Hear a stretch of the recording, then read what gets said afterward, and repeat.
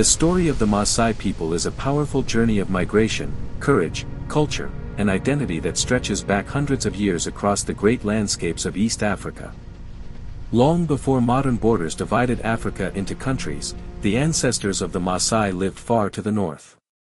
Historians and oral traditions agree that they were originally part of the larger Nilotic-speaking communities who lived near the lower Nile Valley, in regions that today include parts of South Sudan.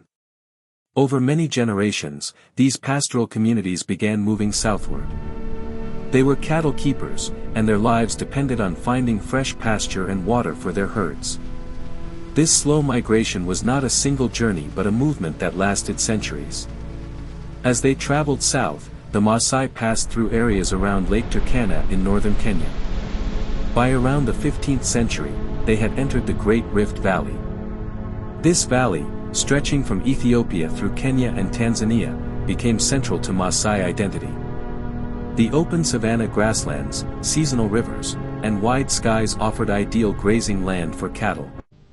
Eventually, they settled in what is today southern Kenya and northern Tanzania, including regions near modern towns like Narok and Kajiado in Kenya and Arusha in Tanzania. Cattle became the heart of Maasai life.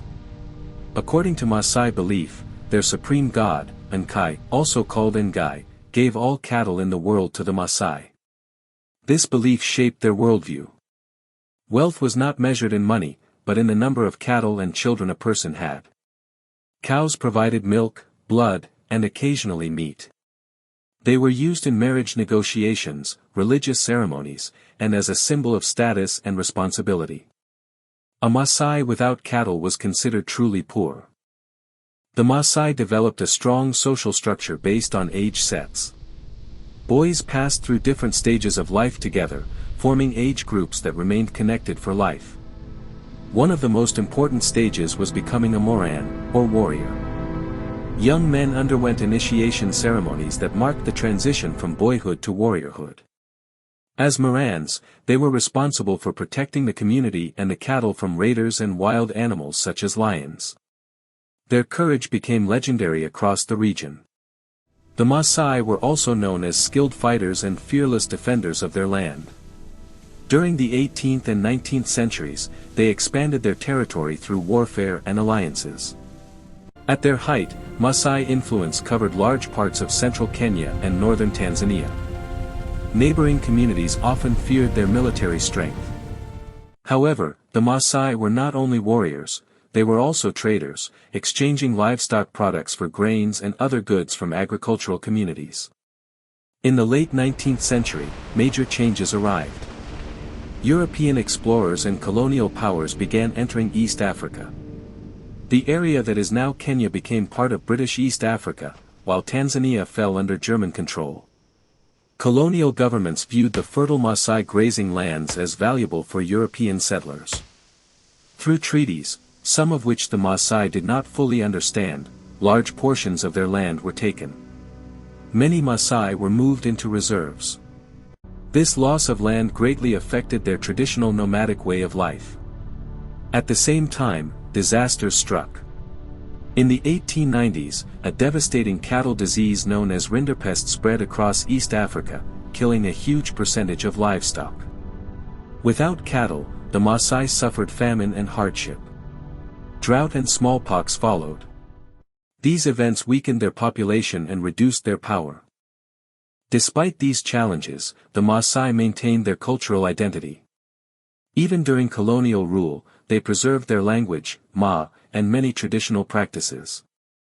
They continued wearing their distinctive shuka, bright red or blue cloth wrapped around the body. The red color is believed to symbolize bravery and also to scare away wild animals.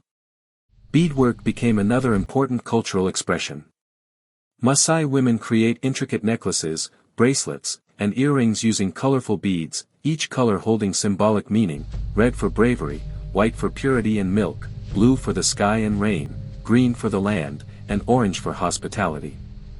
After Kenya gained independence in 1963 and Tanzania in 1961, modernization continued to influence Maasai life.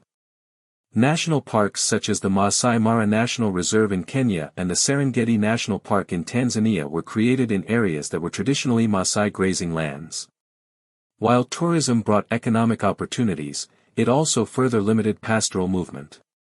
Today, the Maasai live in both rural and semi-urban settings. Many still practice pastoralism, moving with cattle seasonally in search of pasture. Others engage in trade, tourism, education, and formal employment. Education has become increasingly important, with more Maasai children attending school while still maintaining pride in their heritage. Traditional ceremonies remain central to Maasai identity. Unoto is a major ceremony marking the transition of warriors into junior elders. Marriage ceremonies involve cattle exchange and community celebration. Elders continue to play a strong role in leadership and decision-making. Respect for age and wisdom remains deeply rooted in Maasai society. The Maasai relationship with nature is also significant. Living close to wildlife for centuries, they developed knowledge of the land, seasons, and animal behavior. Their coexistence with wild animals in the savanna is often admired worldwide. Unlike some communities, traditional Maasai culture discouraged excessive hunting of wildlife, focusing instead on livestock. Language remains a powerful bond. The Ma language connects Maasai communities across Kenya and Tanzania. Songs, chants, and storytelling preserve history and moral lessons. Oral tradition is especially important because much of early Maasai history was not written but passed down from elders to younger generations. In modern times, Maasai leaders and activists advocate for land rights, education access, healthcare, and fair benefits from tourism. While globalization presents challenges, it also provides platforms for Maasai voices to be heard internationally. Cultural festivals, beadwork markets, and tourism programs showcase their heritage to the world. The origin of the Maasai, therefore, is not just a story of migration from the Nile region. It is a story of adaptation. From the dry plains of northern Africa to the vast savannas of East Africa, the Maasai carried with them a pastoral tradition centered on cattle, a deep belief in Nkai, a strong warrior culture, and a proud social system built on age sets and community responsibility. Even today, when one sees a Maasai Moran standing tall against the golden grasslands of the Rift Valley, dressed in bright red cloth with a spear in hand, it represents centuries of history.